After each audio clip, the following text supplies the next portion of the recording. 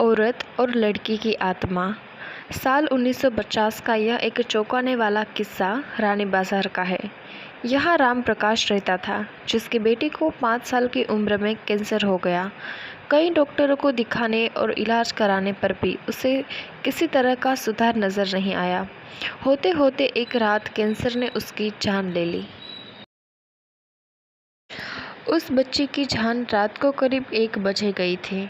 उसी रात को पास के ही एक गांव में ही महिला मोहिनी को एक ट्रक ने टक्कर मार दी थी। मोहिनी के परिवार वालों ने पूरी विधि के साथ उसे अंतिम विदाई दी। अब बच्ची के परिवार वाले भी उसे दफनाने के लिए जंगल की तरफ निकले। जंगल जाते समय अचानक से उस लड़की के शरीर में हलचल हुई। सभी हैरान हो गए कि मृत लड़की का शरीर कैसे हिल रहा है। थोड़ी ही देर में लड़की जिंदा हो गई और उसके परिवार वाले खुशी खुशी अपने साथ घर ले आए। किसी को इस बात पर भी की भनक की नहीं थी कि उस लड़की के अंदर उस रात ट्रक से टकराने वाली मोहिनी की आत्मा घुस गई थी।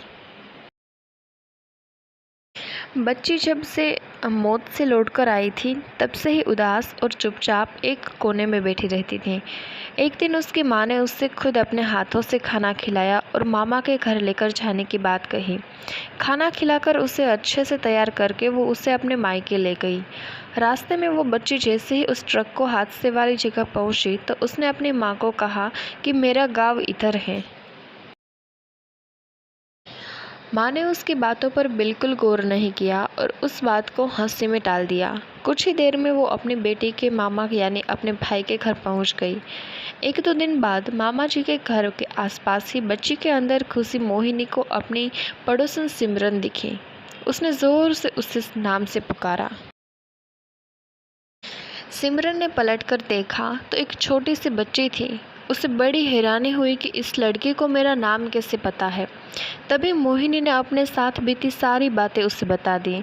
उसने कहा कि मेरे परिवार वालों ने मेरी मौत से पहले ही मुझे जला दिया था, इसीलिए मेरी आत्मा भटक रही है। उसी दिन इस लड़की की भी मौत हो गई थी, तो मैं इसके शरीर में घुस गई। सिमरन ने ये बात अपने गांव जाकर सबको बता दी। पूरे गांव वाले उसके रिश्तेदार मोहिनी से मिलने के लिए उसे बच्ची के मामा के घर के पास पहुंच गए।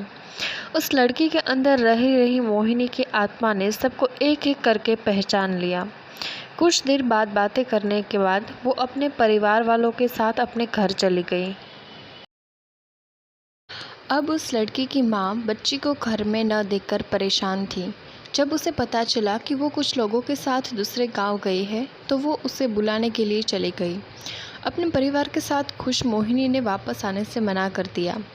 पास के ही लोगों ने उसे समझाया कि तुम्हें दोनों परिवार के साथ रहना चाहिए, इससे सभी को खुशी मिलेगी। तुम किसी एक परिवार को दुखी नहीं कर सकती हो।